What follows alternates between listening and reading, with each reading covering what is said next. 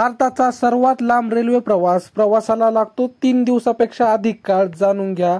ही express train 4 वेगवेगळ्या मार्गावर धावते. यातील सर्वात लांब रूट दिब्रुगढ ते कन्याकुमारीचा असून 4273 किमीचा प्रवास करते.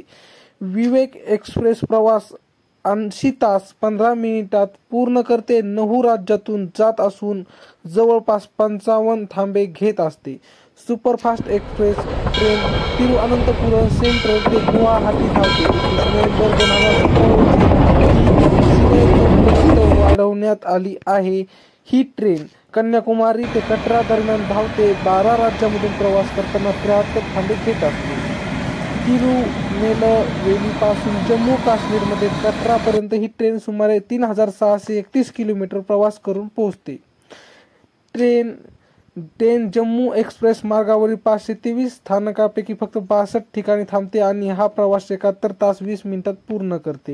ही साप्ताहिक एक्सप्रेस ट्रेन जम्मू तवीपासून मंगलोर सेंट्रलकडे धावते आणि दर आठवड्याला एकदा सेवा देते. नवयुग एक्सप्रेस 3607 किमी प्रवास करते.